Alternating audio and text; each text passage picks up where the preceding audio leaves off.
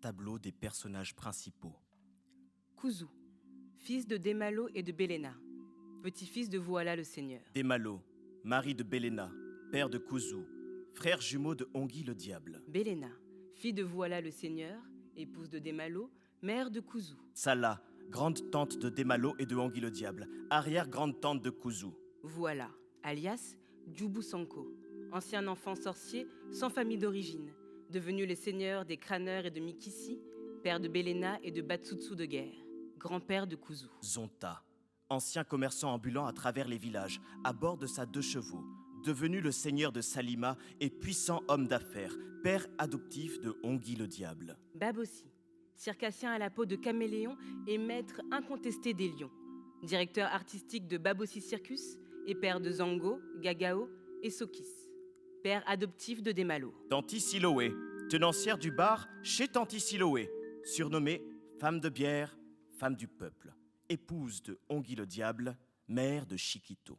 Mama Ueda, diseuse des avenirs catastrophiques et amoureuse de Babossi. Lona la bombasse, étudiante à l'université libre des crânes, amoureuse de Jojo le boudin de con et de Demalo. Jojo le boudin de con, neveu du commissaire Jolas le dur, amoureux de Lona, boucher, tronçonneur attitré à la segmentique, boucherie de Ongi le Diable.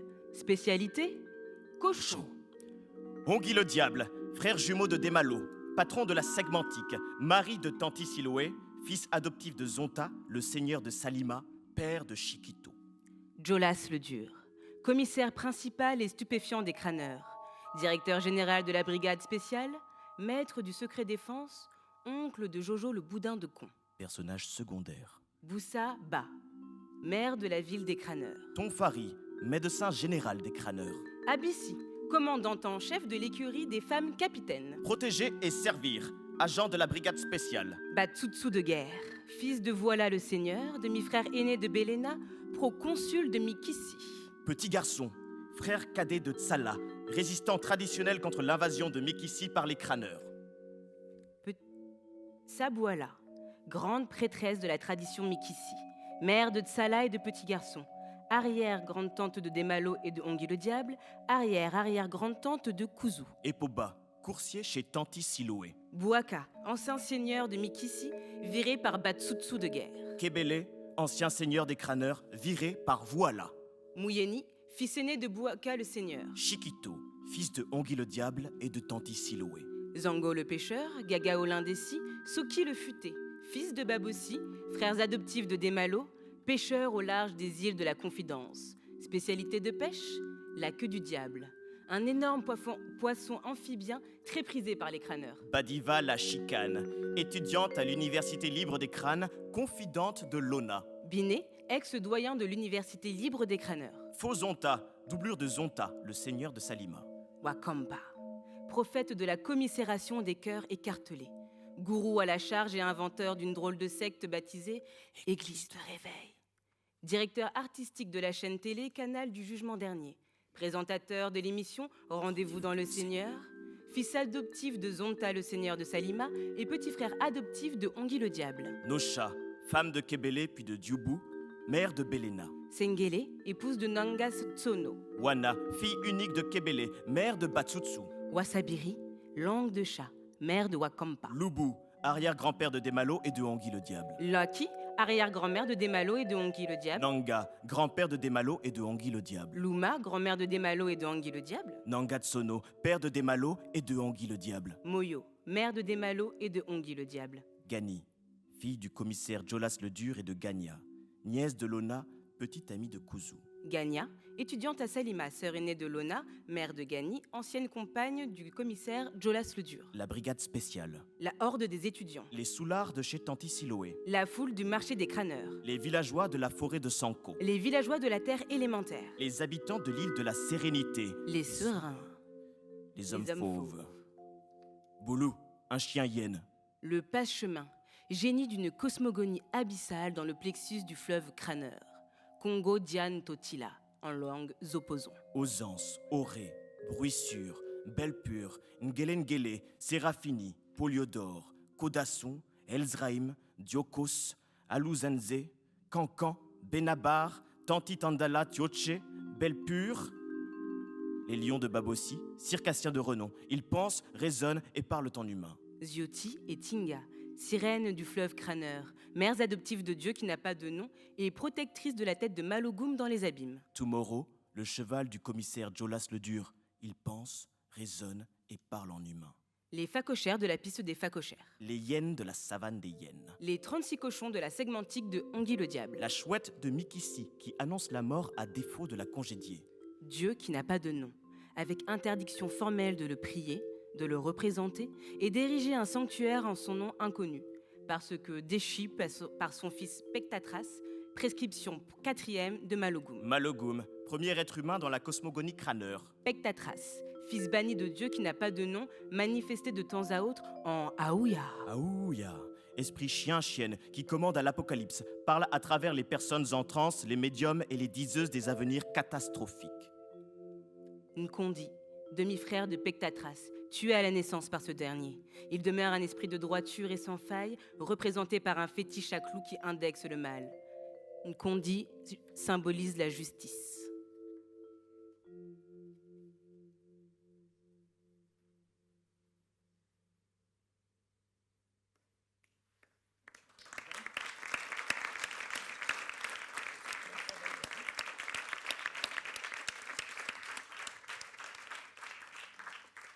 Merci Kumba Johanawon, David Sidibé et David Nerman pour cette longue et magnifique énumération des personnages de Papa tombe dans la lune, premier roman mais pas premier texte de Dieudonné Nyonguna, ici présent. Merci à vous tous d'être présents pour cette présentation. Dieudonné, donc Papa tombe dans la lune est, comme je le disais, ton premier roman mais absolument pas ton premier texte puisque tu es un dramaturge qui a déjà beaucoup écrit. Première question un peu basique, un peu bateau. Pourquoi tout d'un coup un roman ? Alors, tout d'un coup, dans la publication, oui. Dans la logique de la publication, oui. Puisque, de toute évidence, en bon petit Congolais, je commence à écrire des poèmes. Ça, c'est une phrase que j'avais piquée chez mon grand frère Kofi Kwaoulé. Une fois, on était dans un festival en Italie. Là, je jouais une de mes pièces. Lui aussi, il était invité parce qu'on jouait une de ses pièces. Et on lui a posé la question de savoir. À l'époque, il n'avait pas encore écrit de roman. On lui a posé la question de savoir pourquoi il n'écrivait que du théâtre. Et il a répondu parce que je ne suis pas congolais. Et moi, j'avais rien compris. Puis il me regarde, il me dit, tous les Congolais commencent par écrire de la poésie, après ils écrivent autre chose où il reste aussi de la poésie. Il dit, et comme je suis ivoirien, tous les Ivoiriens commencent par écrire des pièces de théâtre, à commencer par, évidemment, Bernard Bédadier qui écrit la première œuvre qui était Béatrice du Congo. Donc voilà, donc, j'avais commencé par écrire des poèmes en bon congolais. Puis j'en écris aussi de temps en temps. Je ne crois pas avoir le talent requis pour être un poète. Mais j'adore les écrire parce que même quand j'écris du théâtre, je pars d'abord du souffle poétique, un lent chant comme ça, puis après je vais trouver la forme théâtrale à l'intérieur. Mais il y a d'abord une matrice, et cette matrice était un lent chant poétique. Donc j'écrivais des choses comme ça, des poèmes, des textes libres, puis à un moment, je ne sais pas pourquoi, je commence à m'amuser à écrire de la prose, qu'on pourrait appeler des romans ou des choses comme ça.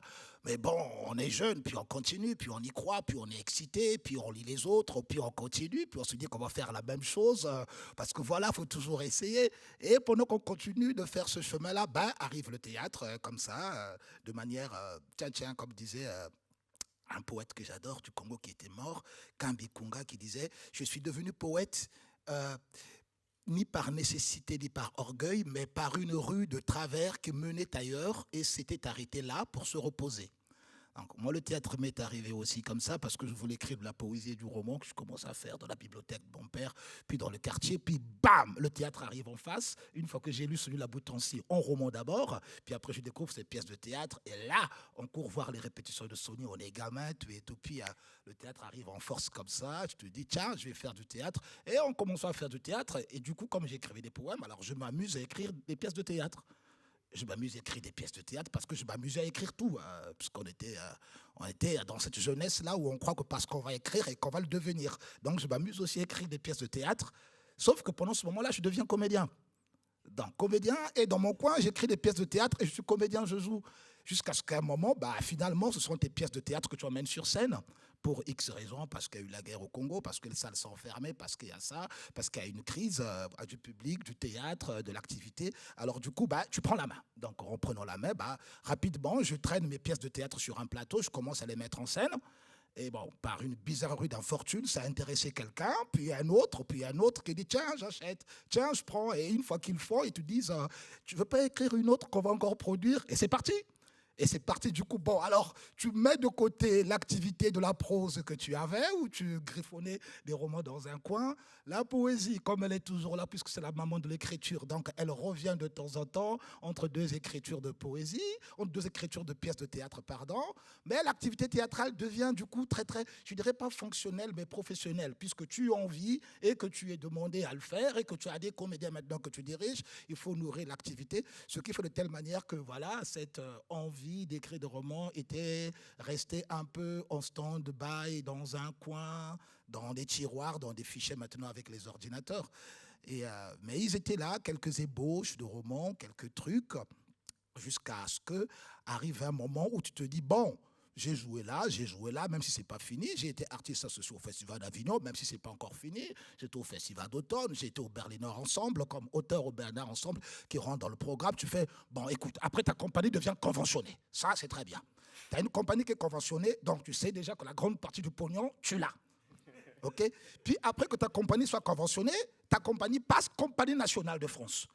Alors, on t'augmente encore de l'argent pour créer. Donc, du coup, tu te dis, le problème du théâtre est réglé. C'est pas que tu as fini d'être comédien ou tu as fini d'écrire, mais le problème de théâtre, c'est-à-dire pour faire vivre son homme, est réglé, et pour garder sa compagnie est réglé, parce que tu as un conventionnement, tu es payé, tu peux embaucher des comédiens autant que tu veux, ça c'est réglé. Du coup, en ce moment-là, je peux retourner vers mes certains amours de jeunesse que j'avais laissés quelque part dans le tiroir pour continuer cette affaire-là, afin de la mettre, cette affaire-là, aussi au grand jour, comme pendant longtemps, le théâtre m'a permis de mettre mes textes de théâtre en plein jour. Et du coup, en ce moment-là, je vais donc ouvrir mes fichiers, là où j'avais laissé des romans inachevés, des idées de romans ou d'autres romans déjà écrits, mais à une jeunesse donnée. Donc maintenant, il faut les réécrire, maintenant, il faut travailler pour essayer un peu d'apporter cette prose-là, la conduire pour en arriver quelque part. Donc c'est au fait ce cheminement-là qui fait de telle manière que voilà, je reviens vers des choses que j'avais laissées interrompues, inachevées, pour les mettre en lumière aujourd'hui. Et du coup, en revenant à la prose, est-ce que tu as l'impression de retrouver une espèce de prise de risque dans la création ? Prise de risque, c'est-à-dire Comme tu dis que le théâtre s'est installé, que ça tourne et qu'il y a des choses qui se font, est-ce que tu t'es dit, en retournant à mes premiers amours, le roman, la prose, ce type de narration, est-ce que je me remets en danger dans la création ? Est-ce que je me repose des questions ? Est-ce que je réinterroge ma manière de créer ? Non, je ne réinterroge pas. Ça, ce sont des questions de forme. Pour moi, hein, évidemment, donc ce n'est pas une définition que je donne. Pour moi, ce sont des questions de forme parce que comme je parlais tout à l'heure de la matrice, quand j'écris, c'est d'abord un Longchamp. Voilà pourquoi je ne partage presque jamais. Je l'ai déjà fait une seule fois, je m'en suis voulu, mais ce n'est pas grave. Mes matrices, je les garde. C'est que j'écris d'abord une espèce de... ce que j'appelle matrice, hein, ça n'a pas de forme. C'est ce que je vais dire. Tout ce que je vais dire jusqu'à ce que ça soit vidé, que je me vide complètement de ce que j'ai à dire. D'abord, qu'est-ce que j'ai à dire ? Une fois que tout ce que j'ai à dire, je le déverse quelque part, là, sur une mode de feuilles, sur un fichier maintenant avec des ordinateurs, ça n'a pas de forme, mais ça a tout ce dont j'ai envie de parler. Une fois que la matrice est là, beaucoup plus tard, je réfléchirai à savoir qu'est-ce que je vais faire d'elle. Et c'est par rapport à ce que je vais faire d'elle que la question de la forme va se décider. Si elle deviendra une pièce de théâtre ou si elle restera comme ça pour devenir une espèce de chant poétique comme La Nuit Infinie, un long poème, je ne sais pas si c'est un long poème ou un long texte comme ça. Donc, parce qu'il y a aussi des matrices qui sont très résistants face à leurs auteurs, qui veulent garder leurs identités.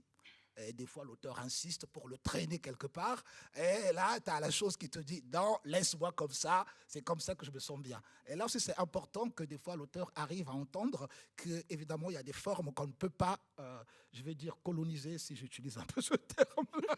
Il y a des formes qu'on ne peut pas coloniser. Elles sont sauvages, elles sont comme ça, c'est ça leur identité, peut-être. Et il y en a d'autres qui peuvent paraître beaucoup plus souples, des propos, j'en sais rien, qui peuvent paraître beaucoup plus souples.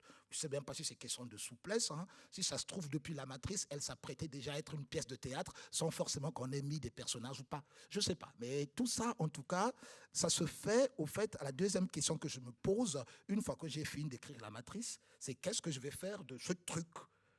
Et partir de cette question-là, je relis la matière, je repense, je relis, je regarde.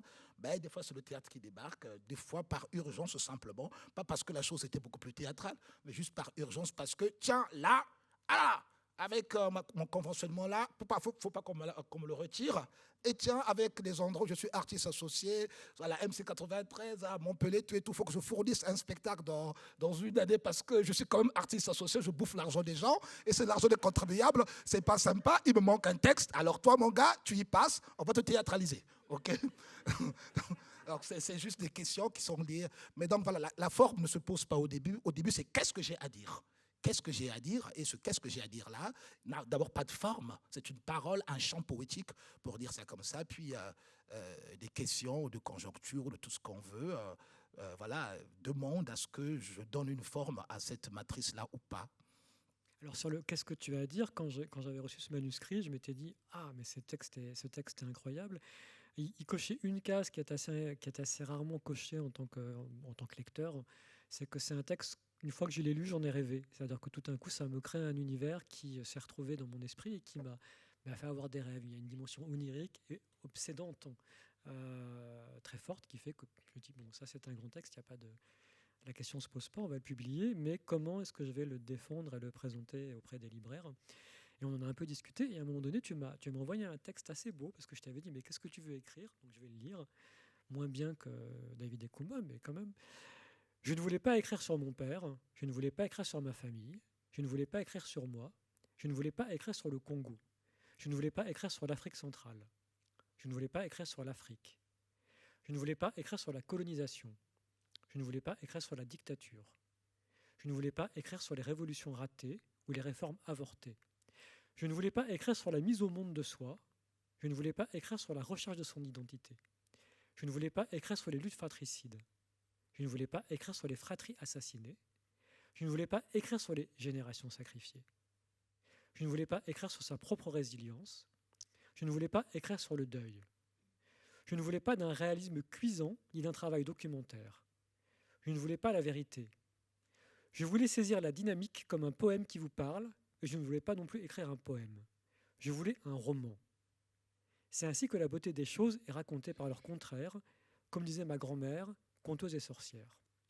Alors, on va revenir sur la figure de ta grand-mère, mais après, j'ai discuté avec des libraires, j'ai discuté avec des diffuseurs, tu as été présent à ces discussions, et dans ce qui sortait des propos, c'était que c'était un roman qui était incroyablement moderne dans sa forme, puisqu'il interrogeait la tradition, la forme narrative classique du début, du milieu, de la fin, que c'était un roman intemporel. Il y a des télévisions, il y a des téléphones, il y a une réalité concrète, mais en même temps, il n'y a pas d'Europe, il n'y a pas de blanc, c'est une Afrique, mais c'est le tropical humide, c'est une zone.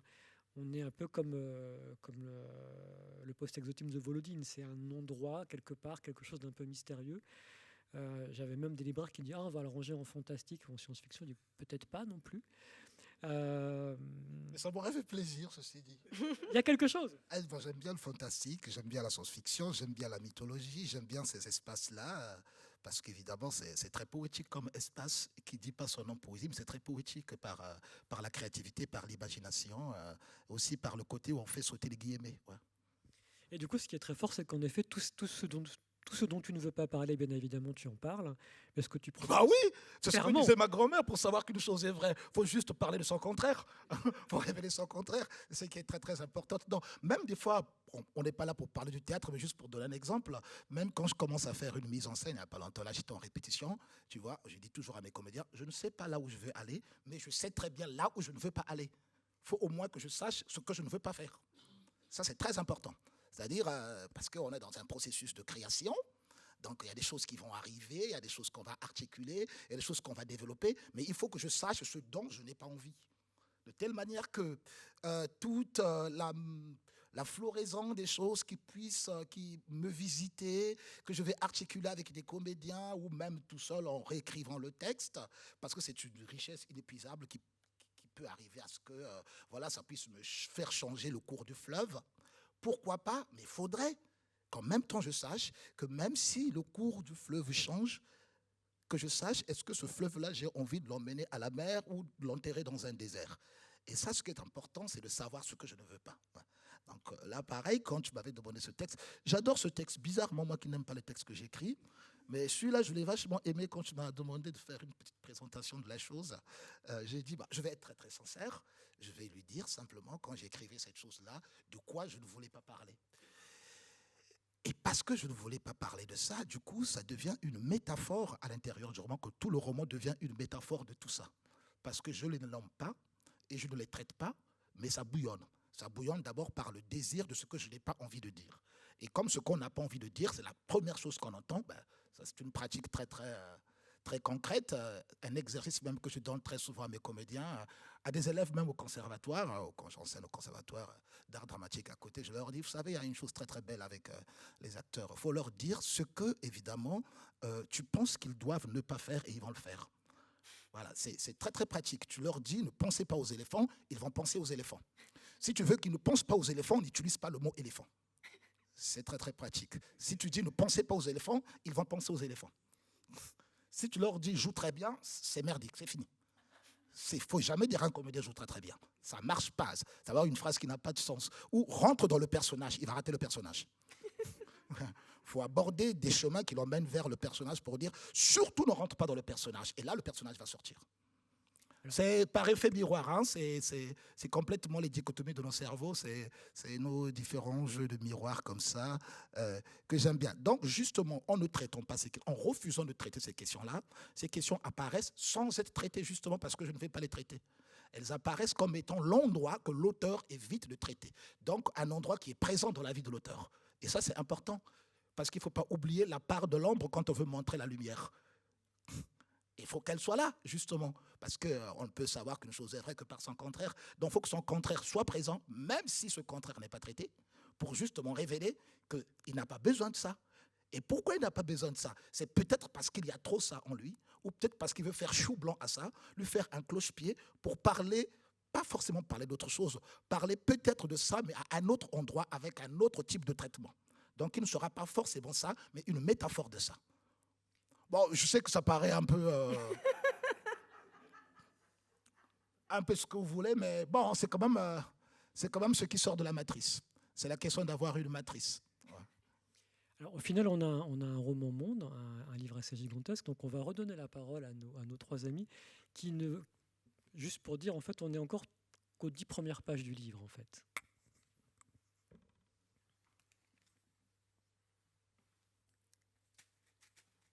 Ce qu'il faut retenir. La semaine crâneur compte 11 jours. La lune rose. Le plexus de Malogum. Le jour de la savane des hyènes. Le soleil de Zioti. La nuque de Tinga. Le jour du fleuve ou la nuit des abîmes. Le jour de l'université ou la fête de la colline des crânes. Le jour de l'hypogrominus. Le jour de la chair humaine. Et le jour du Seigneur en place. Tout crâneur se définit par sa relation à son plexus solaire. Le plexus symbolise la source originaire des êtres, c'est le siège de l'âme. Hypogrominus est le nom de la bière locale. La waka waka est la musique locale, danse par là même d'une tropicalité typiquement agrémentée. Crâne est la monnaie des crâneurs. Pigeon est l'unité de mesure d'une saison. Un pigeon symbolise une année bien remplie.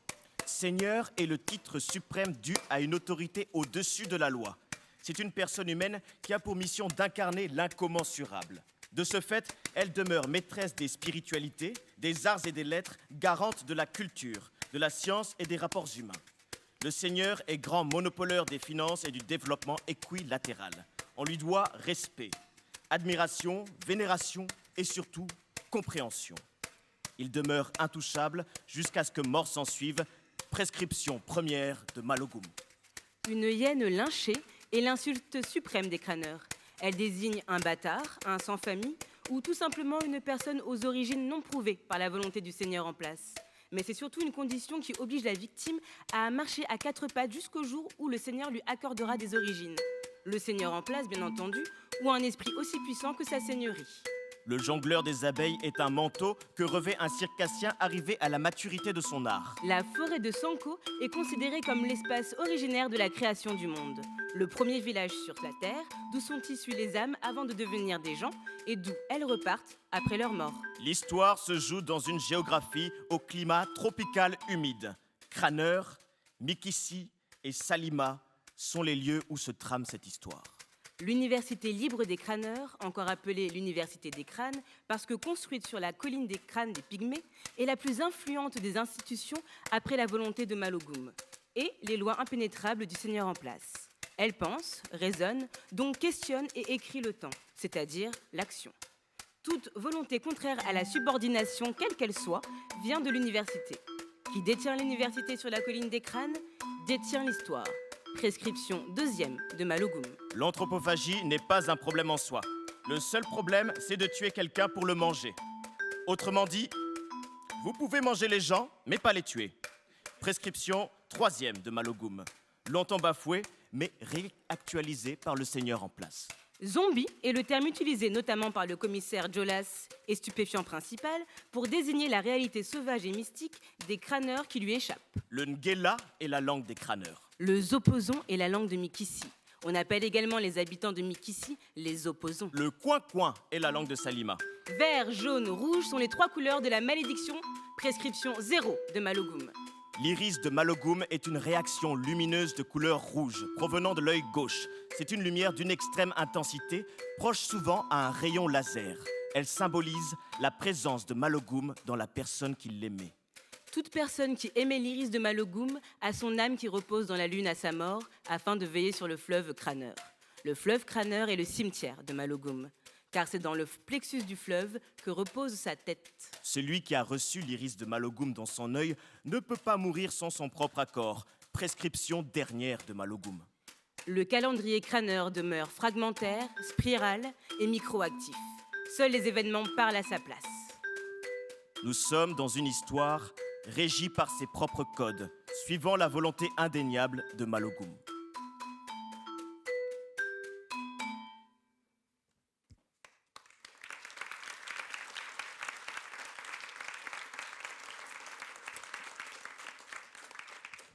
Merci, merci. Je suis vachement impressionné par comment ils ont bossé, parce qu'ils ont commencé d'abord par ce qui n'est pas à l'intérieur de la chair du roman, donc pour donner en quelque sorte les clés. Parce que Jean-Luc m'avait proposé quelque chose de pas mal quand il m'a dit « Ok, on va le faire, ce roman, on va le publier, mais il y a juste une chose que, évidemment, Dieudonné, je vais te demander, c'est le tableau des personnages. J'aimerais bien que tu m'écrives le tableau de personnages au début. Oh là, je l'avais là, quoi. Déjà que pour le théâtre, j'aime pas souvent mettre les personnages au début. Moi, j'aime bien quand on rentre dans l'action, on rentre dans la langue et qu'on fouille à l'intérieur de la forêt. Je suis un enfant de la forêt, donc la logique de la forêt m'intéresse très bien. Où on rentre avec sa machette, où on écarte pour se faire des sentiers. On fouille à l'intérieur et c'est en fouillant qu'on devient. Qu'on trouve ou qu'on ne trouve pas, c'est pas grave, on fait l'exercice. Et là, il me demandait de mettre le tableau des personnages au début avec leurs relations. Bon, c'est vrai qu'en temps normal, j'aurais pu lui dire non. Ça, c'est très clair. Mais c'était quand même l'unique personne qui avait dit oui pour publier mon roman. Un roman que j'avais commencé à écrire en 2004 et que j'achevais en 2019.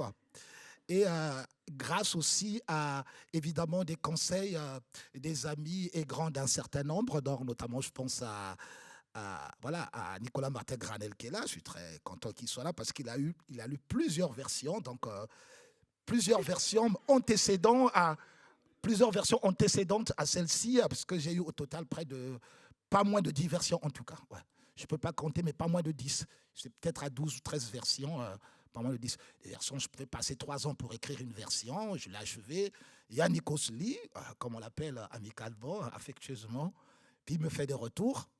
Et je savais très bien qu'il me faisait des retours. J'ai aussi eu des retours de Bernard Bagné pendant toute cette période-là, de Jean-Luc Harimanana. Et tout. Donc tout ça passait jusqu'à ce qu'à un moment, quand j'envoie le texte à Yannickos, qui est là, Nicolas Martin-Granel, il était à Mantina, Brazzaville, avant le festival. Il ne m'a pas répondu. Et après, on se retrouve à l'anniversaire de Pascal, tout. Et là, Yannickos me dit, ah ben, je l'ai lu. Bon, alors, dès qu'il a dit, bon, alors, j'ai su que là, c'est passé. C'est passé, j'ai eu en même temps Jean-Luc Harimanana qui m'a dit la même chose parce que Jean-Luc, ça faisait depuis 2008 qu'il me disait non. Oui, mais non. Mais ça, là, je parle des amis, hein, donc des gens qui sont dans une sincérité donnée, qui ne sont pas dans un rapport commercial de qu'est-ce qui est vendable ou pas. La question n'était pas, la question c'est de trouver qu'évidemment que l'auteur soit à même d'être en accord avec sa poétique et que cette poétique-là puisse être entendue et surtout puisse être entendable. Puisse être entendable, pour ne pas dire lisible, parce que je préfère dire entendable comme je suis très vernaculaire et que pour moi c'est la question de la parole. Donc entendable, oui. C'est ça qui était intéressant, donc c'est des gens à qui j'ai totale confiance sur leur lecture et leur regard dans la chose. Et du coup, quand j'ai eu la confirmation par ces gens-là, que évidemment c'était un but au filet, bon, Roger Mila a marqué, on ne peut pas dire que c'est pas rentré, il fallait trouver les éditeurs. Alors ça a tourné par-ci, par-là, ça disait oui, puis à la fin ça disait non. Ça disait oui, ça tournait, puis à la fin on tombait sur un nom intéressant. Et quand Jean-Luc a dit OK, qu'il allait faire la chose, je ne pouvais plus en ce moment-là le refuser, évidemment, la petite prière qu'il me faisait de faire au début, d'écrire au début la liste des personnages. Et en acceptant d'écrire la liste de ces personnages-là, je m'étais dit, mais tiens, pourquoi le faire de manière sommaire? Faisons-le comme une matrice, comme je sais écrire des matrices.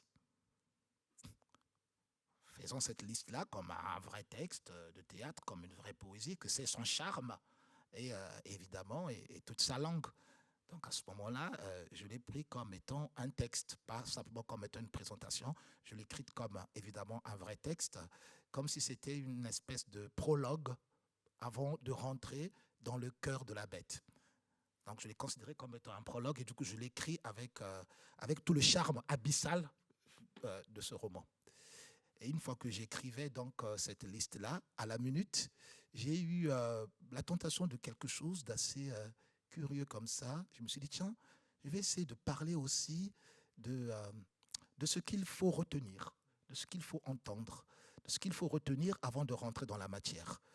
Donc tous les éléments qui sont là à l'intérieur du roman, comment je vais essayer de les soutirer du roman et essayer d'ergoter autour de ça, d'ergoter autour de ça, d'ergoter autour de ça, et leur donner une ampliation, évidemment, qui soit complètement poétique, mais aussi complètement décalée, comme l'est le livre. En ce moment-là, j'écris donc la deuxième liste, qui n'est pas une liste, donc qui est ce moment que j'appelle ce qu'il faut retenir. Donc, ceux qui viennent de lire là, je crois que c'est là où s'arrête le prologue, puisque après, maintenant, on rentre dans le cœur de la bête. Et donc, du coup, je trouvais que ta proposition n'était pas bête, finalement, parce que déjà, elle m'avait permis d'écrire ce qu'il faut retenir, et je me suis beaucoup amusé à écrire ce qu'il faut retenir. Ouais. Tant mieux, tant mieux, tant mieux, tant mieux. C'est un roman qui se compose de 13 chapitres. En fait, ça correspond à 12 personnages, puisque chaque chapitre, c'est le point de vue d'un personnage. Et bout à bout, ça nous permet de raconter la vie du personnage principal.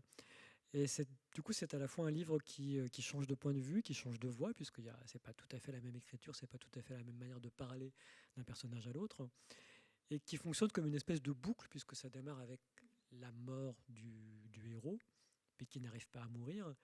Et puis de là, arrive un personnage qui nous raconte sa naissance, et ainsi de suite. C'est tout un...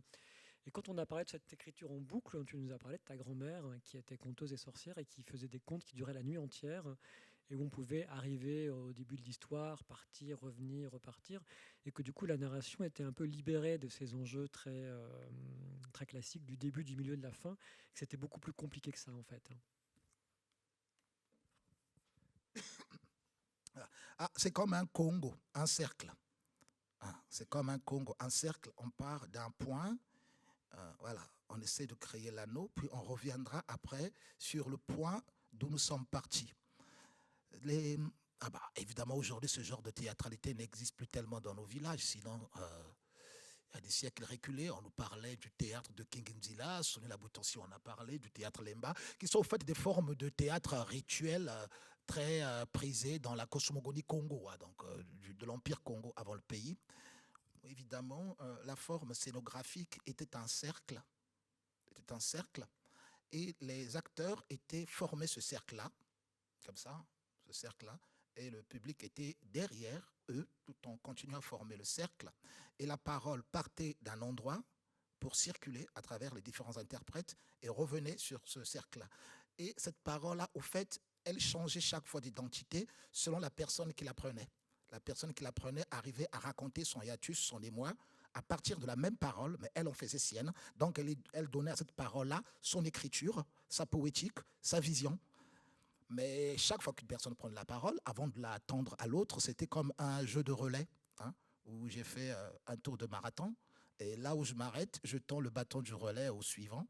Et le suivant doit commencer là où je me suis arrêté, mais après, il l'emmène dans son univers. Et vice-versa pour revenir à l'endroit où le premier avait ponctué la parole pour conclure. De telle manière qu'à la fin, on tombe sur la cohérence. C'est aussi quelque chose qui est très lié à un proverbe que me citait souvent... Non, pas un proverbe, c'est pas un proverbe du tout. C'est pas un proverbe, c'est une phrase de sagesse que me disait souvent ma grand-mère conteuse, qui me disait la plus belle façon pour aller d'une commissure de lèvres à une autre commissure de lèvres, c'est de contourner la tête en passant par la nuque. Alors, au début, tout jeune, gamin, un peu idiot, pas tellement, mais bon, on ne maîtrise pas tout. Donc, je commets quand même la petite bêtise de dire, mais grand-mère, en tout cas, c'est quand même pas la forme la plus facile. Elle me dit, je ne t'ai pas dit la forme la plus facile ni la plus simple. Je t'ai dit la plus belle. J'ai dit, mais pourquoi la plus belle? Il me dit, ben, comme ça, tu apprendras au moins à quoi ressemble ta nuque. Parce que sinon, c'est les autres qui t'apprendront à quoi ressemble ta nuque. Et ce n'est pas forcément vrai. Tu auras à maîtriser ta tempe, ta nuque, partout pour en arriver là. Il dit, il n'y a que les idiots qui font ça. Il n'y a que les idiots qui font de là à là. Une personne intelligente fait ça. Comme ça, tu maîtrises la parole. Il faut encercler la chose. Tu encercles la chose. Il dit, et plus encore quand c'est ta tête, vaut mieux la connaître. Plutôt que de faire ça, et tu dis, bon, écoutez, j'ai parlé parce que j'ai fait de là à là. Il me dit, mais ce n'est pas la bouche. C'est tout le corps, c'est toute la tête qu'il faut maîtriser pour arriver à parler. Ce n'est pas quelque chose qu'on pose comme ça, comme un postiche sur un frigo. Ce n'est pas un postiche, ce n'est pas un timbre sur une enveloppe. Elle me disait ça, il dit parce que le timbre sur l'enveloppe est posé, bon alors c'est un beau timbre qui dit bienvenue à Bahia, mais à l'intérieur de la lettre, c'est un avis de meurtre. Bon voilà, donc, le timbre sur l'enveloppe n'est pas ce qui est écrit à l'intérieur de la lettre. Elle me disait, il faut contourner l'affaire, il faut faire les contours du problème pour arriver évidemment à donner une parole. Il faut cercler complètement le problème. Donc il faut partir d'une commissure, contourner la tête pour arriver à l'autre commissure. Et du coup, la métaphore était complètement valable par rapport à son art de conteur, parlant de cette forme scénographique de la parole qui circulait comme ça entre les acteurs pour revenir à l'endroit où elle avait commencé afin de conclure. J'ai utilisé la même théâtralité dans l'écriture de ce roman qui commence par Kouzou et qui termine par Kouzou. Donc Kouzou qui est le fils de Demalo, le personnage principal. Demalo est en train de canner là, dans la cuisine, sur la table à manger. Bon, on attend la mort qui n'arrive pas. Alors là commence le burlesque, la comédie, l'incapacité de savoir trouver la mort dans la vie. Parce que la mort devient capricieuse à un moment. Elle a tellement été soldée que maintenant elle commence à coûter cher. Alors donc on ne sait pas quoi faire avec ce truc-là. Et du coup, Kouzou, ce jour-là où son père doit partir, mais il n'arrive pas à partir, il va chercher de faire de tout son possible pour que son père arrive enfin à mourir. Parce que c'est quand même ça le but de la vie. Ça arrive un jour à crever. Bah, c'est le seul rendez-vous qu'on attend sur la terre. On est venu, sauf qu'on attendait ce rendez-vous-là, bah, on a à taffer, on a à aimer, on a à manger, on attendait le rendez-vous. Et ce jour-là, le rendez-vous est arrivé, eh bien ça ne marche pas là.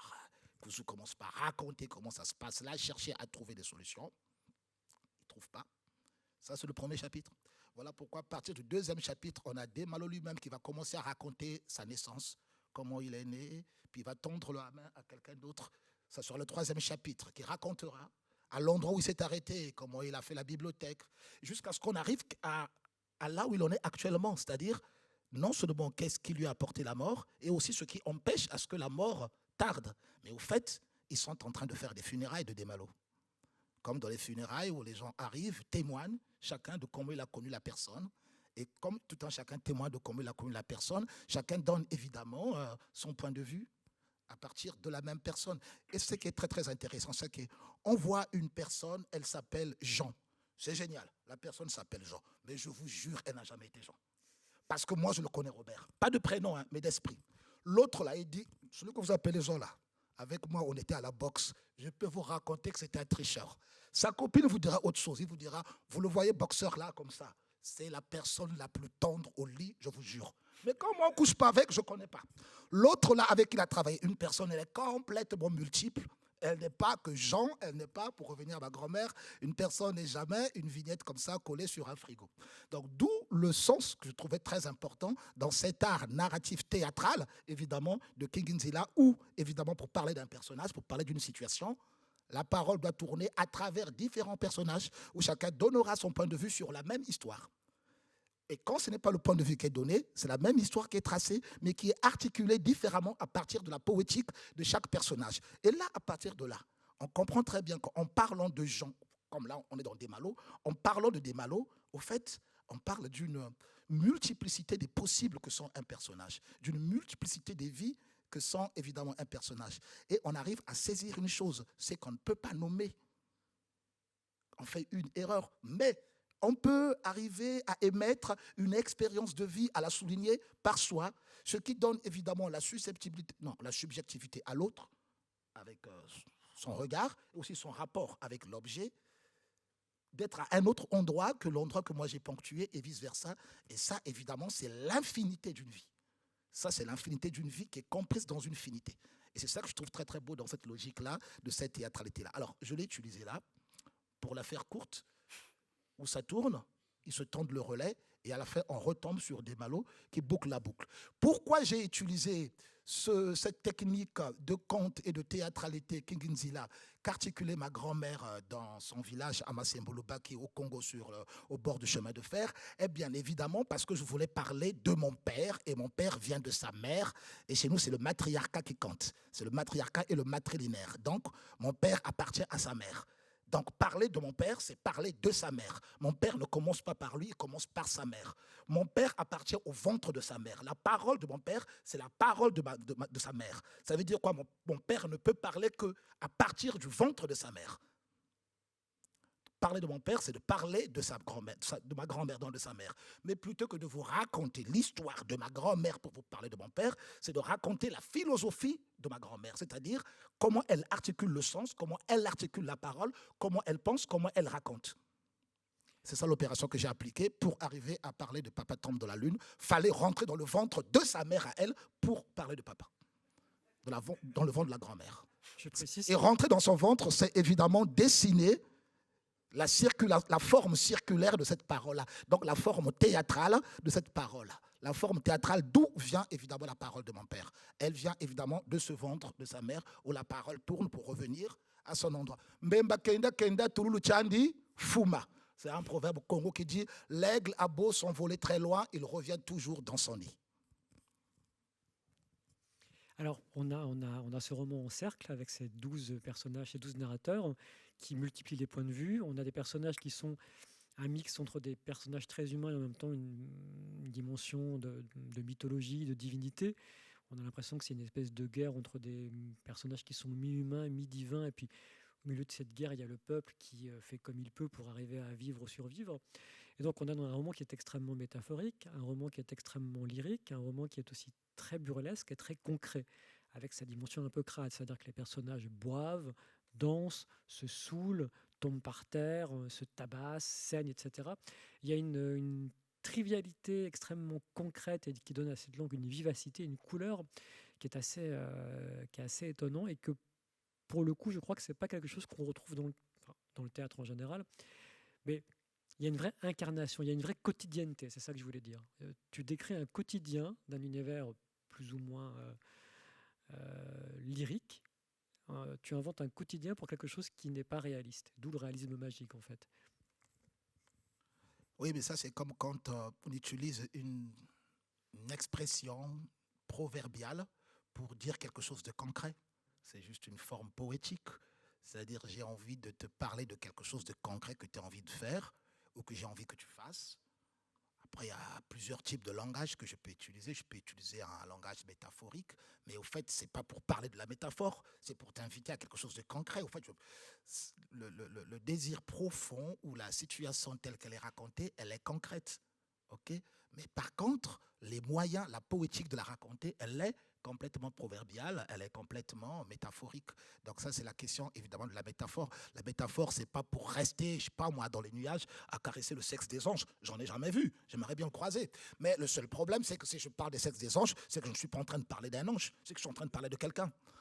Voilà, donc ça, c'est pour ça qu'évidemment qu'on trouve l'imprégnation très concrète des situations très quotidiennes, mais avec un langage très imagé, un langage très métaphorique, parce que ça, c'est la question du langage, justement. Ça, c'est la question de la parole. Pour ne pas revenir une fois de plus à ma grand-mère avec ses contes et ses proverbes et ses métaphores, mais qui n'était pas en train de parler des métaphores, qui était en train de parler de la vie, de la condition de la femme, des machins, des handicapés qu'on jette dans les puits, des albinos qu'on tue, voilà. C'est simple que ça.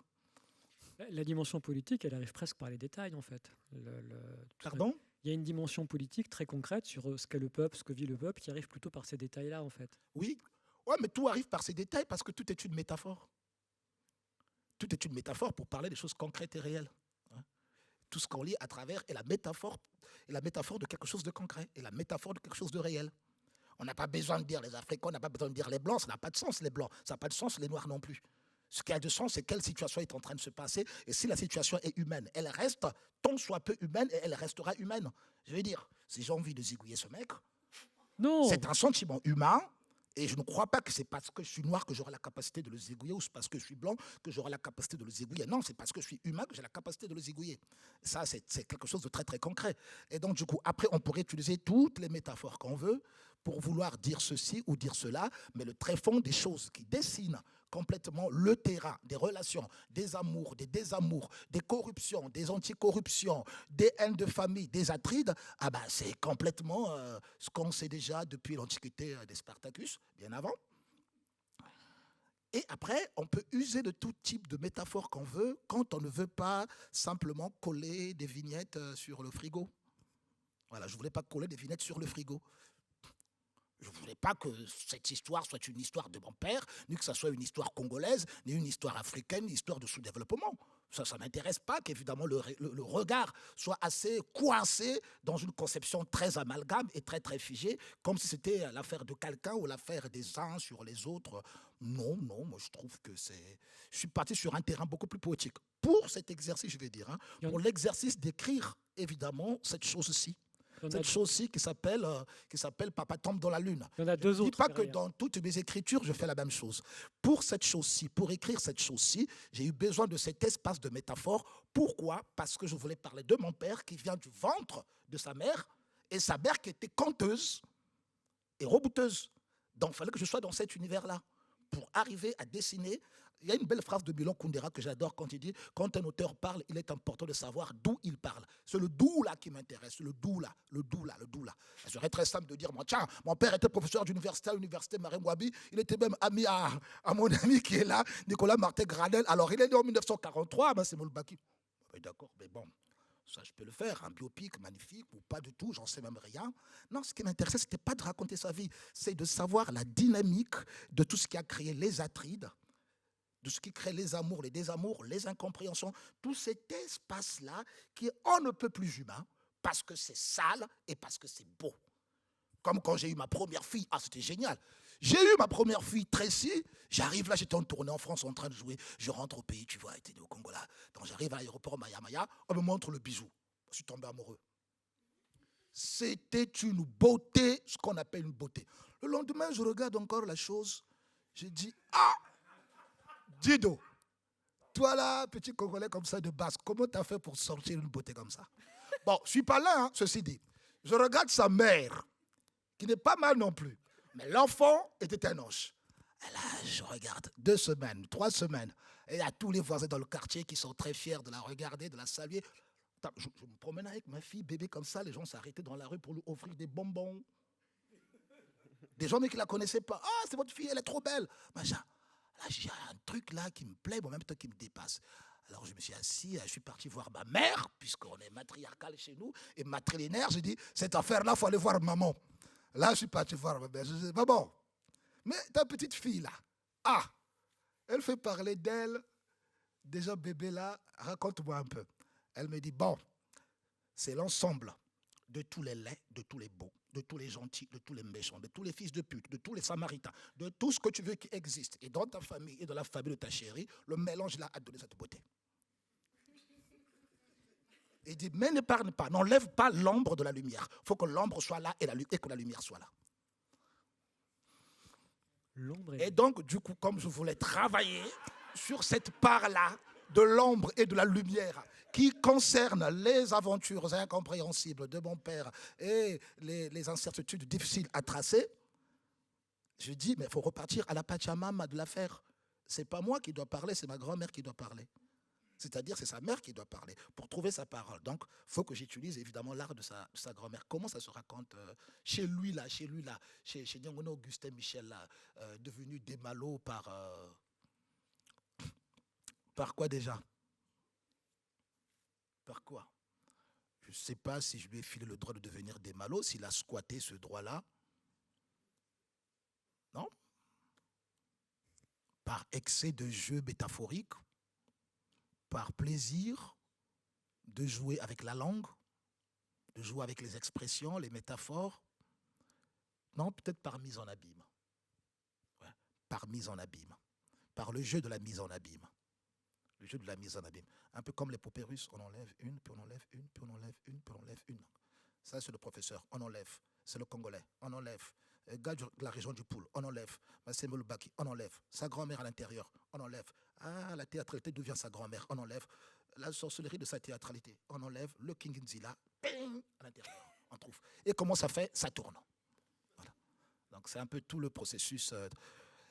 Ce qui serait complètement différent si je ne traitais pas, si je n'écrivais pas ce roman-là, j'allais trouver une autre dramaturgie. C'est un peu la question théâtrale. Hein. On veut écrire une histoire au théâtre, il faut trouver la dramaturgie de cette histoire-là. Mais il ne faudrait pas que la dramaturgie soit plaquée. Elle doit être complètement intégrante à l'esprit de ce dont il est question. Voilà. La forme doit aller avec le sens profond de son fond. Avec le sens profond de son fond. Donc c'est par rapport à ces raisons-là que justement que la dimension métaphorique prend le dessus et le pas parce qu'on est dans l'art de la grand-mère. Je vais t'interrompre pour redonner la parole et le son à nos trois amis. Non, mais t'excuses pas. Et justement, on va entendre parler d'une naissance. Bélena, fille de Voilà le Seigneur, épouse de Desmalo, mère de Kouzou, où l'on découvre l'affaire des 36 cochons immortels, leur influence sur Desmalo et son fils Kouzou, l'origine cachée du plexus familial et le désagréable latent pour le Batsutsu de guerre. Ses ancêtres avaient reçu Malogum à bras ouverts, négocié avec la légende et intégré Dieu qui n'a pas de nom dans le paysage. Lui-même était hautement riche et noblement humain. Il s'appelait Lubu.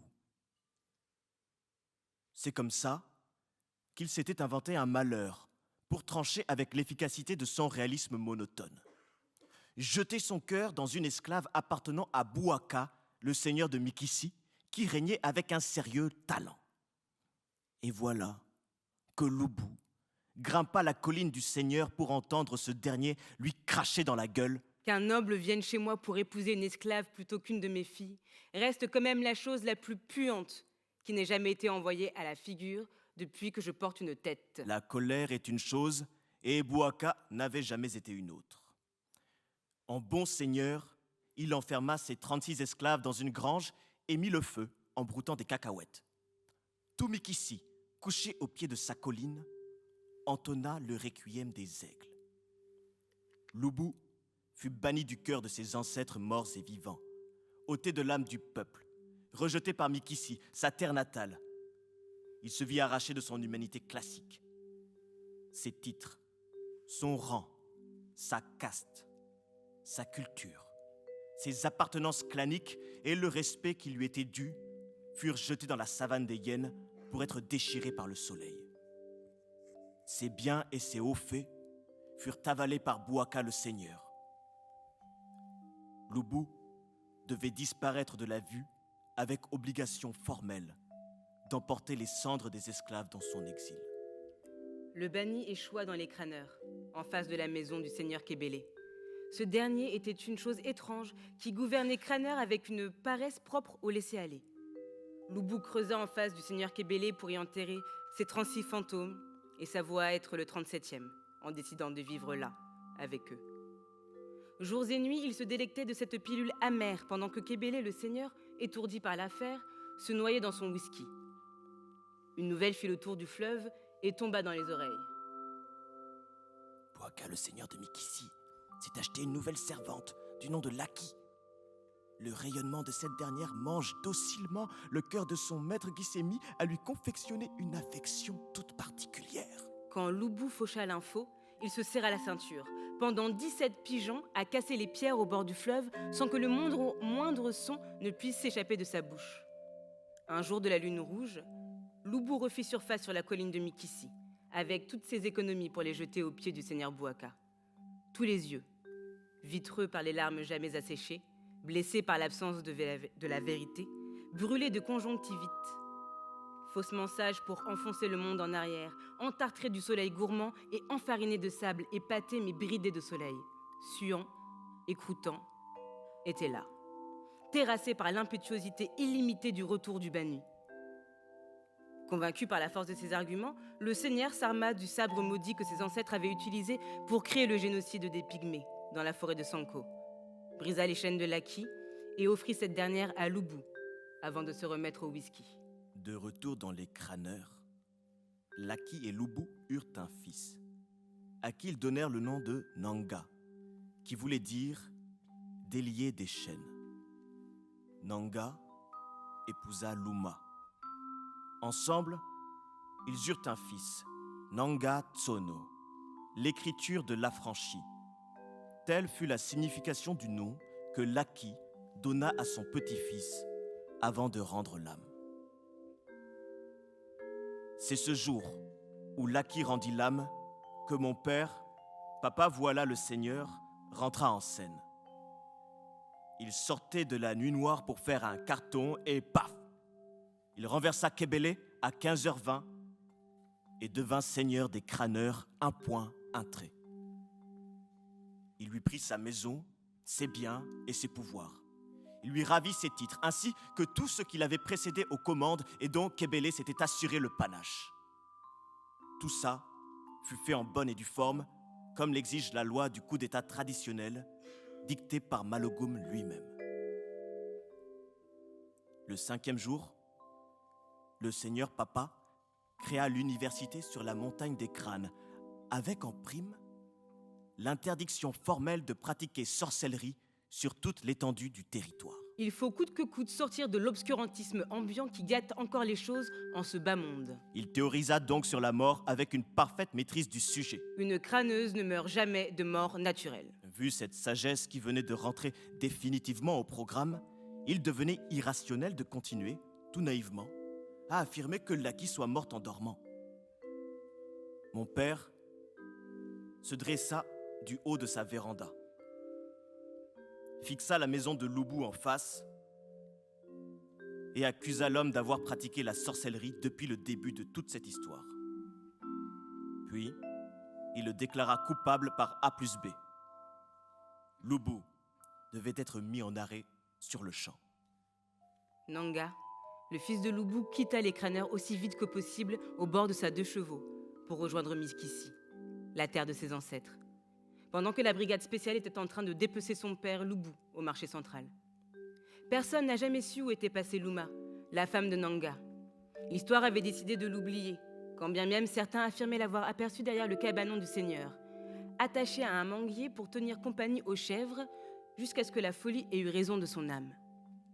Nanga Tsono, le fils de Nanga et de Luma, épousa Sengele, une fille de l'université, avec l'intention de se mettre à la civilisation du seigneur et courtiser sa magnanimité. Mais le seigneur est la grammaire infaillible, quoi qu'on dise. Tsono et Sengele attendaient des jumeaux. Voilà la misère qui s'en menait tout bonnement. La grossesse mûrissait, mais jamais elle n'arrivait à éclore passé les 13 lunes. Papa, le seigneur, s'était trouvé dans l'obligation de faire ce qu'il convenait à la situation, vu son autorité d'agir. Effrayés par la vision du scénario, Tsono et Sengele montèrent vite à bord de leurs 2 chevaux et les voilà cavaler vers Mikissi, mais Malogum ne dort jamais. Tsono mourut le lendemain de son arrivée à Mikissi, étranglé par une arête de poisson-chat. Sengele mit au monde un fils qui ne portait pas encore de nom. L'enfant de Sengele était séquestré dans la maison de celui qui vivait et régnait sur la montagne au-dessus de Mikissi, Bouaka le Seigneur. Le projet était d'en faire un esclave, mais sa grande tante Sala avait un cœur, quoi qu'on dise. La nuit même, elle vola l'enfant. Et la voilà courir à la recherche de Zonta, un chauffeur qui fait la route en vendant du poisson fumé. Zonta vivait seule avec sa 2 chevaux et son commerce de poisson fumé. Salah lui dit « Mon ami Zonta de la forêt, prends cet enfant comme le tien, c'est cadeau. Tu le feras fonctionner comme ta voiture et ça marchera. » Zonta rangea l'enfant dans le coffre de sa 2 chevaux, à côté de ses denrées alimentaires, et démarra sa mécanique sans regarder en arrière. La nuit même, en rentrant chez elle, Tsala trouva un bébé dans son lit. Mais Tsala n'avait pas le talent de sa mère, la sorcière Sahaboula, qui possédait entre autres un étang miraculeux appelé Bandadia Magolo, pour savoir de quoi retourner le mystère. À la sagesse même, Tsala n'avait jamais compris le pourquoi. Comment Zonta aurait-il ramené cet enfant chez moi alors que je viens de le voir partir dans la direction de Salima avec l'enfant dans le coffre de sa 2 chevaux? Il n'y a qu'une route de la rivière à ma case. Zonta n'est pas un oiseau pour chevaucher les airs. Se demandait-elle, pendant qu'elle se rendait auprès de sa mère, la sorcière Sahaboula, qui faisait semblant de roupiller. Salah, ma fille, ce que tu trouves dans ton lit t'appartient. Combien de fois dois-je te le répéter? Les hommes et les enfants, c'est pareil. Bonne nuit.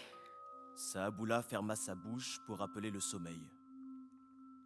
Comme un animal, Tsala s'était enfuie la nuit avec le bébé.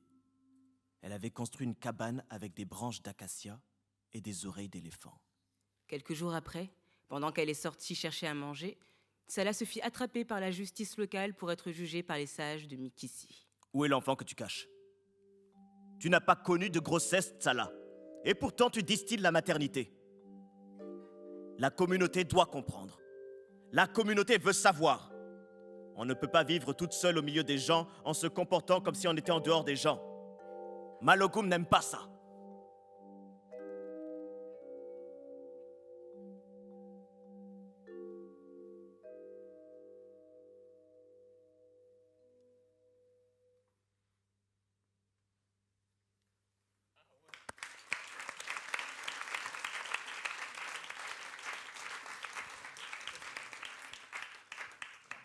Parce que ça, c'est quelque chose qui est très proche dans notre famille, qu'on ne raconte pas, qu'on n'aime pas raconter.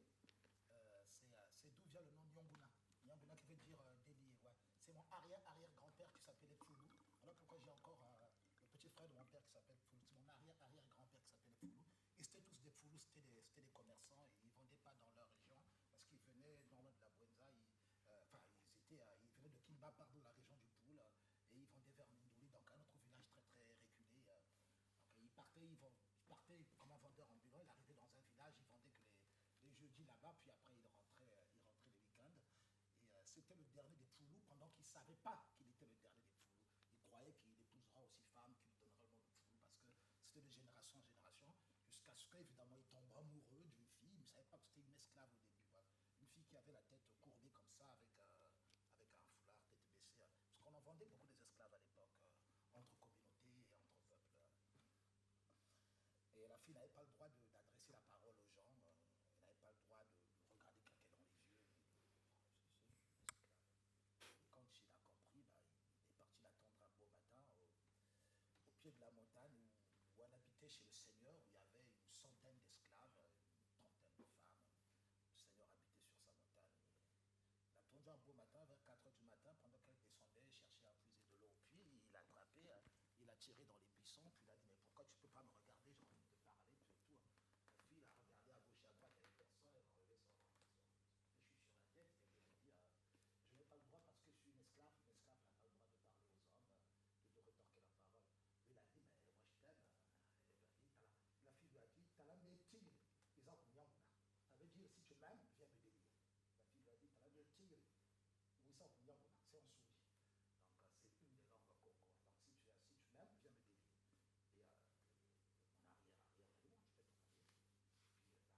mon arrière-arrière, je vais te marier. Puis l'arrière est parti, du coup, voir le seigneur qui appartenait à le seigneur, l'esclavagiste qui appartenait à cet esclave-là. Il est arrivé chez lui. Le seigneur a vu un riche commerçant débarquer chez lui. Il y avait un peu quelque chose. Mon arrière-grand-père.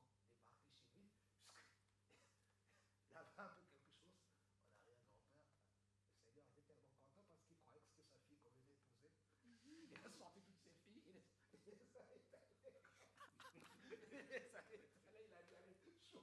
choisir que tu veux. Et là, regardez, grand-père, il a dit, non, c'est pas parmi tes filles, c'est parmi tes esclaves. Et ça, traditionnellement, c'était un crime de lèse-majesté.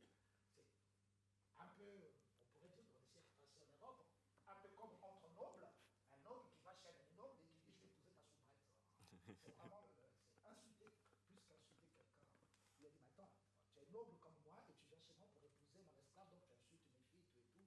Ça créa un grand grabuge là. C'est les vieux du village qui ont essayé un peu de les calmer, puis ils ont dit à Foulou, mais tu ne peux pas par rapport à ton rang. Il a dit, j'ai promis à la fille qui m'a dit, si tu m'aimes, viens me nyongoner, donc viens me délivrer de sauver les chèvres.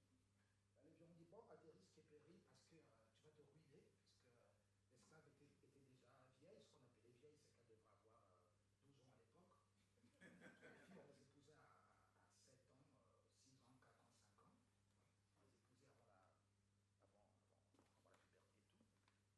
Déjà qu'elle avait 12 ans, et puis en plus c'était une esclave, on dit, mais tu es complètement malade, c'est une esclave et tu vas te ruiner. Parce qu'épouser une esclave, ça coûtait beaucoup plus cher que d'épouser une femme normale. Parce qu'épouser une esclave, il fallait d'abord la racheter.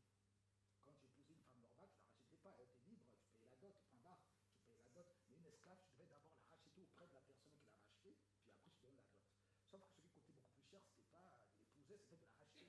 La racheter parce que tu devrais, en un premier lieu, rembourser le prix que le Seigneur avait payé pour acheter la fille, sauf que tu multiplies ce prix-là par rapport à les 50 francs d'avant par rapport à aujourd'hui, ça coûte combien? Les 50 francs d'avant, aujourd'hui, c'est 25 000 euros. Donc tu remboursais ce prix-là par rapport à maintenant.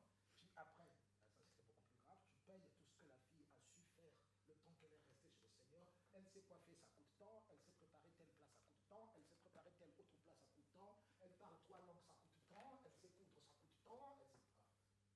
Et on peut essayer d'énumérer les potentialités qu'une personne humaine, même celle qu'on pourrait appeler la plus idiote, en fait ça n'existe pas. Une personne, ce qu'elle peut savoir faire comme ça, c'est incroyable, on ne pourrait pas mettre le prix. Donc c'est là où tout le monde se cassait parce que c'était simplement hallucinant. Une fois que tu payes tout ça, après, dans tout ce qu'elle a su faire, on dit qu'elle a pris chez le Seigneur, même si elle n'a pas pris ça chez le Seigneur, mais on dit parce qu'elle a pris chez le Seigneur, tu payes tout ça. Après, vient une autre chose qui était beaucoup plus dégueulasse, c'est que tu vas payer maintenant toutes les erreurs et toutes les infractions qu'elle a commises le temps qu'elle était chez le Seigneur. Un jour, elle est rentrée en retard de 2 minutes, ça coûte tant. Un jour, elle est rentrée en retard de 1 heure, ça coûte tant. Un jour, elle a perdu une cruche, ça coûte tant. Un jour, elle a regardé quelqu'un dans les yeux. Mais ça, je ne compte pas ça. En une journée, je suis champion du monde à te faire des erreurs incalculables. C'est impossible. En une semaine, on a déjà descendu la Banque mondiale. C'est impossible à rembourser ça. Donc ça, c'est vraiment de la fabulation. C'était une liste qu'on ne pouvait même pas écrire, c'était de la fabulation. Personne n'arrivait à faire ce genre de... Vraiment, les gens s'amusaient à faire ce genre à prendre ce genre de risque. Ah bah lui, fou qu'il était, ce fou-là, fou qu'il était, il a dit ok. Alors il est retourné chez lui, il s'est serré la ceinture pendant 15 ans. Et il est revenu 15 ans après avec des notables du village d'où il venait, certaines personnes. L'argent n'était pas comme ça fiduciairement sur les biens, c'était des choses. C'était un territoire qui part de là à là, tant de rivières, tant de forêts, tant de machins, tant de têtes de bœufs, tant de têtes de moutons, des choses, des valeurs. Quoi. Il lui a filé complètement des terres, des puits de ceci, des rivières de cela, des têtes de bœufs, tout et tout. Et lui-même, il ne restait que dalle. Donc il a libéré la fille, puis il a pris la fille, il l'a ramenée chez lui, il l'a épousée. Sa famille lui a tourné le dos. Voilà pourquoi chez nous, les Nyanguna, il y a les Nyanguna et il y a les Foulous. Certains sont restés Foulous, on s'entend plus. Alors les Foulous lui ont tourné le dos. Pourquoi? Parce que j'étais le plus riche de la famille. Et cet argent participait à la vie de la famille. C'est chez toi qu'on venait faire crédit, c'est avec ces moyens-là qu'on se soignait quand on était malade, tout et tout machin. Et toi, tu as pris tout cet argent-là, tu as donné ça à un riche seigneur pour épouser qui? Une esclave qui maintenant est dans les 20 et quelques ans. Qui est juste une esclave qui n'a pas de famille, qui n'a pas de titre, aucune noblesse, et qui est même déjà vieille, et tu as bousillé l'argent de toute la famille pour ton égoïsme personnel d'épouser une fille parce que tu l'aimes. Et là, nous, on va se retrouver pauvres. Ils se sont séparés, il y a eu une cassure entre les Foulous, on lui a retiré le Foulou. Ils ont mis un enfant au monde, donc il n'avait même plus de terre, il restait... moi je suis arrivé, c'est vers Kimba, ce qui vient vers Kimba, donc, sur la route de Kinamba, là-bas vers Kimba. Je suis arrivé en 98, quand je fais la guerre en 98, de là où venait donc le dernier des Foulous. Tout ce qui leur restait, c'était du mur qui est là, à ça, c'est tout ce qui leur restait comme terre, puis comme parcelle. Puis il avait construit une petite hutte de rien du tout, voilà, c'est tout ce qu'il pouvait avoir, où il restait là avec sa femme, et devant là, il avait une petite tablette où il vendait des noix de cola.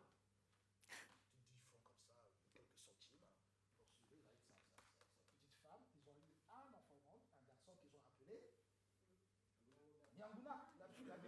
fille lui a dit, si tu m'aimes, viens me délier. Donc ils ont mis un informant qu'ils ont appelé Nyanguna, donc c'est le nom que je porte. Donc ils ont mis un informant qu'ils ont appelé Nyanguna, qui veut dire délier. Voilà pourquoi ça n'existe pas, il n'y a qu'une seule famille Nyanguna au Congo. C'est le nôtre parce que évidemment ce n'est pas un nom qui est courant. C'est juste un verbe qu'à partir d'une action, d'un problème qu'on a vu. Voilà pourquoi il n'y a qu'une seule famille Nyanguna au Congo. Ils ont eu un informant qu'ils ont appelé Nyanguna, donc sauver des chaînes, délier de l'esclavage. Puis en grandissant, ils ont dit à cet enfant-là, tu gardes ce nom-là, tu n'enlèves pas. Tu mettras les informants, tu leur donneras ce nom-là, et ceux qui viendront, tu leur diras aussi qu'ils gardent ce nom-là pour qu'ils se souviennent que c'était un riche conversion qui a sacrifié, je ne sais pas, tous ses moyens pour une esclave qu'il aimait tellement, que la famille a haï, pour une esclave, donc tu viens et de ce noble et de cet esclave, tu viens et de ce noble et de cet esclave-là, donc sois Nyanguna, à ton tour de délit. Ouais. Et là, en écrivant l'histoire de mon père, je n'ai pas voulu mettre le nom Nyanguna parce que je joue tout en métaphore. Voilà pourquoi je l'ai appelé Lubu et l'autre je l'ai appelé Lac. Donc l'enfant qu'ils ont mis au monde, comme dans le roman, il s'appelle Nanga, c'est Nyanguna. Voilà. Parce que c'est la même racine du nom Nyanguna. Voilà. Donc, merci beaucoup pour cette histoire.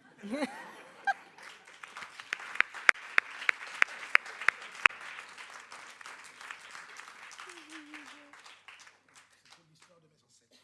Il y a 2 autres romans derrière qui arrivent. Pardon ? Il y a 2 romans qui arrivent derrière. Oui, parce que c'est une trilogie, la trilogie sur la figure du père. La première est métaphorique, racontée par la logique de la grand-mère. La deuxième, elle n'est pas métaphorique, elle est beaucoup plus burlesque, mais sans métaphore, beaucoup plus dans l'ambiance de Brazzaville. Brazzaville dans les années de mon père. Mais qui ne dit pas le nom du père, mais on est dans Brazzaville et on est beaucoup plus proche de sa réalité. Et qui est quelque chose qui est beaucoup plus lié à l'ambiance du quartier Wenze, où on était, puis après à Bakongo, et qui porte beaucoup plus une parole qui est beaucoup plus proche à comment la société en parle. On parlait de ce monsieur. Et le troisième volet, alors là, je me suis fait violence. J'ai tout assumé. Les 2 titres, puisqu'ils sont déjà écrits en fait. Ah ouais, dans le premier, ils sont déjà écrits. Ouais. Donc, le premier qu'on a publié, c'est Papa Temple dans la Lune. Le second, c'est La mise en papa. Et le dernier, c'est Salve pour Orchestre à Papa. Là, c'est nous qui le faisons un procès. Est-ce qu'on donne la parole de nouveau à nos 3 amis pour la conclusion ? Allez-y.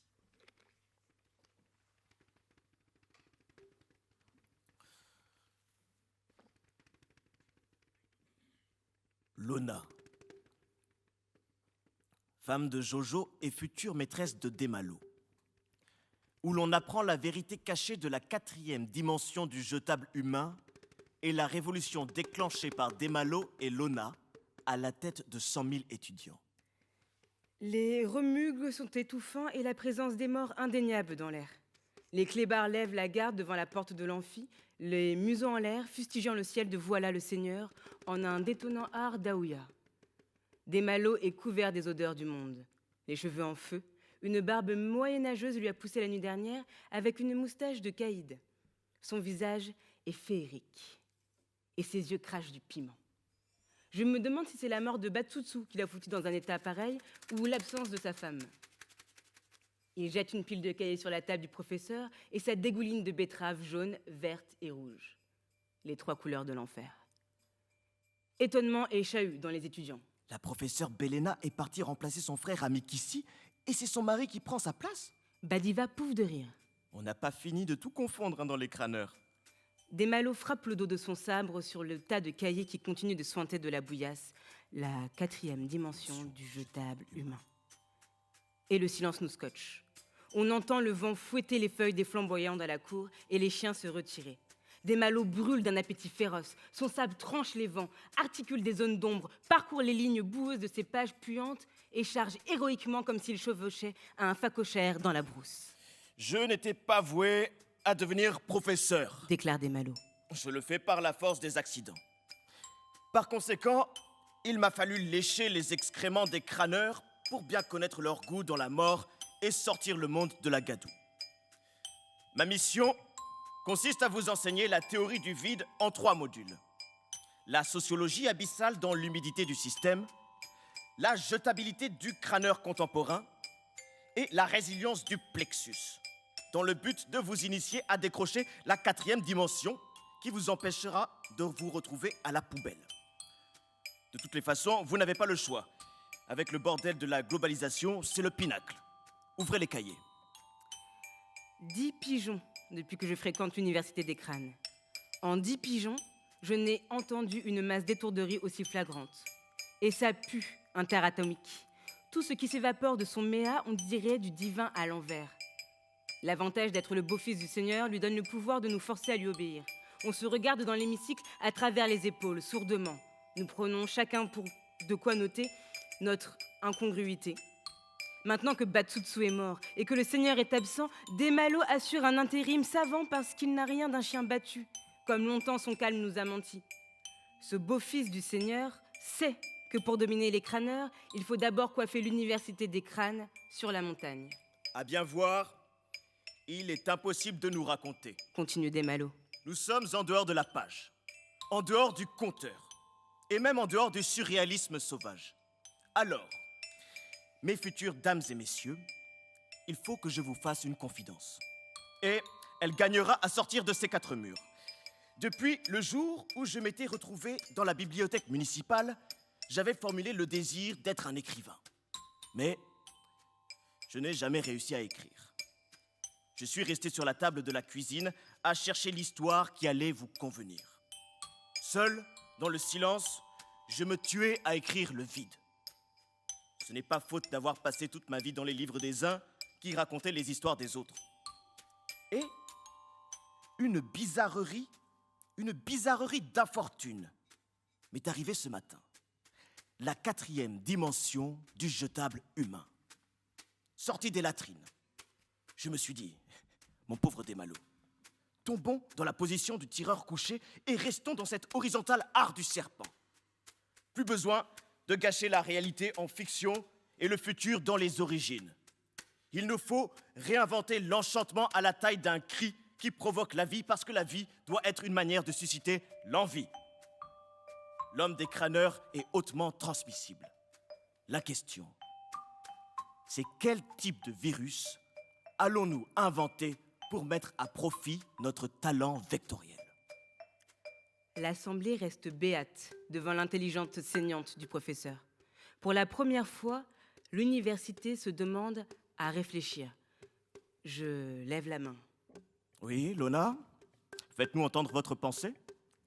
Tous les yeux tombent sur moi. La pensée se doit moteur de l'âme. À peine je commence cette phrase que le professeur ajoute. Amine Atunde, quand les sarcophages se lèveront sur la montagne des crânes. Amine fut condamné à la peine de mort par voilà le Seigneur et son cadavre exilé. Continuez, Lona, vous êtes sur la bonne voie. L'excitation libère ma gorge et bêtement je tombe dans la diarrhée verbale. On n'a pas fini de se morfondre en attendant qu'on nous tende la main. On se plaint mais en silence. Et quand on ouvre sa bouche, c'est pour demander une hypogrominus bien fraîche à Tantisiloué, suivie d'une grosse blague et la waka waka s'ensuit. Non, moi je trouve qu'il faut nous mobiliser, rester motivés, vraiment, parce que ça dure. On ne compte même plus depuis combien de temps et la fatigue de la criminalité légitime, on ne l'entend même plus, alors que si on reprenait nos droits... Droits que vous n'avez jamais eus. Me coupe le professeur. La salle glousse. Je sens que je viens de marcher sur des œufs frais et que ma diatribe ne peut pas s'empêcher d'être à elle-même. On peut continuer à faire des marches pacifiques, hein. Mais la brigade spéciale va aussi continuer à nous tirer dessus parce que les gens ne comprennent pas quand ils ne savent plus où donner la tête. À force de dire tout et n'importe quoi sur les réseaux sociaux, on finit par piétiner le bonheur qui passe. La lutte armée a échoué avec tous ces maquisards qui croient qu'il suffit d'être contre pour avoir raison.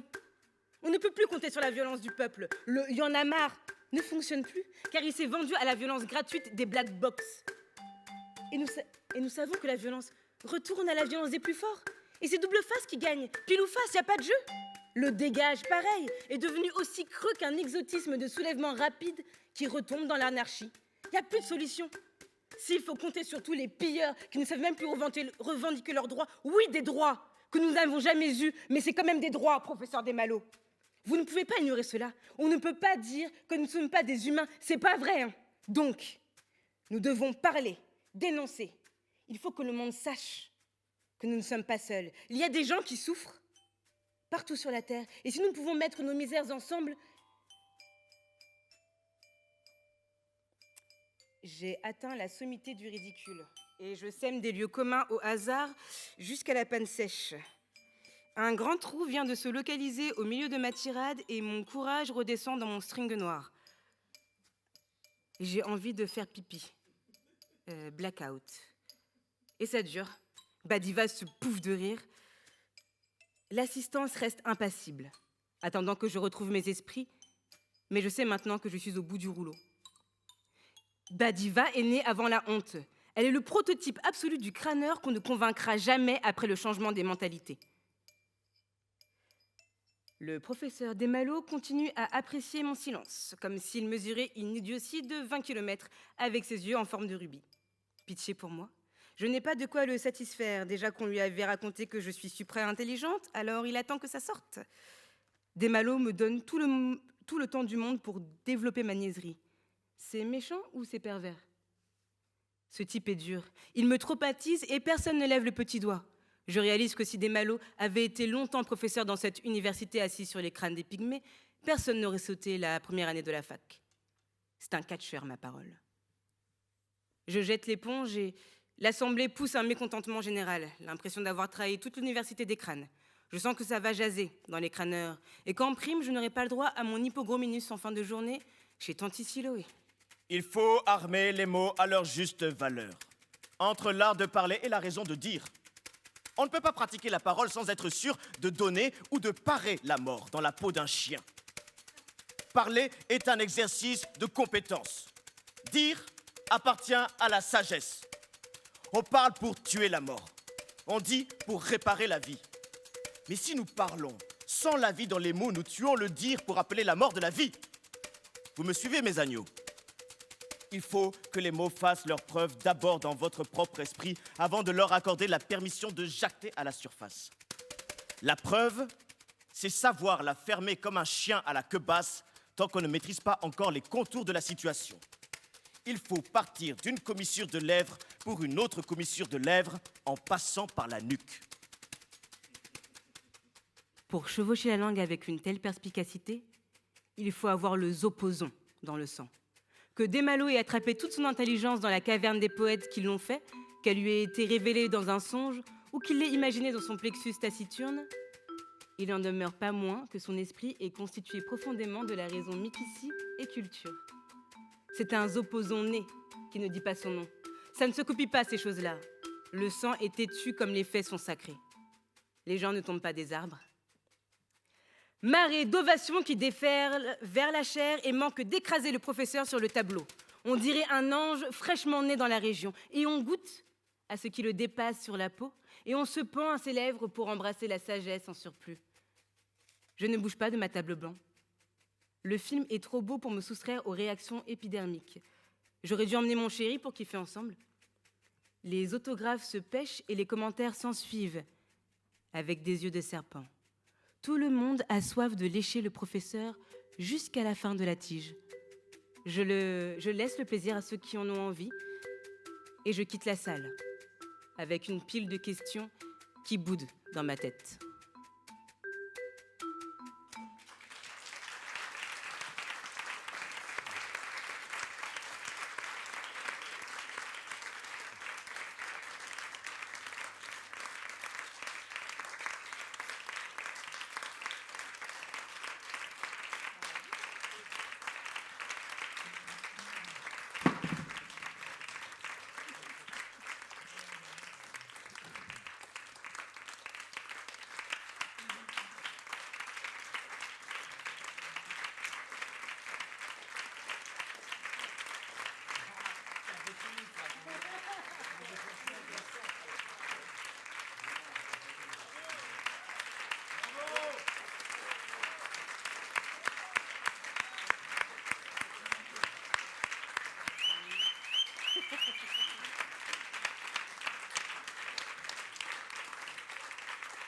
Kumba Johanawon, David Nerman, David Sidibé,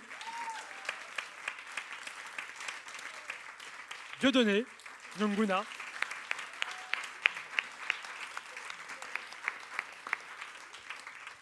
Merci à vous tous. Juste un mot. Le catcheur, c'était comme ça qu'on appelait mon père à l'université Marien Ngouabi de Brazzaville par les étudiants. Il l'avait surnommé le catcheur parce qu'il était dur comme professeur d'université. Il était professeur de grammaire. Voilà. C'était le premier grammairien congolais.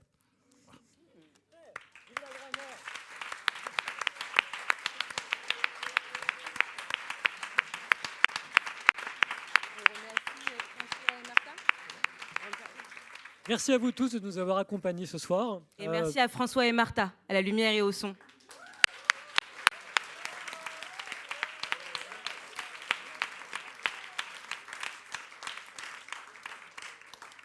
Théoriquement, Dieudonné, tu peux signer le bouquin à la sortie. Et il doit y avoir une librairie, des livres, des choses comme ça. Voilà. À tout de suite peut-être. Merci.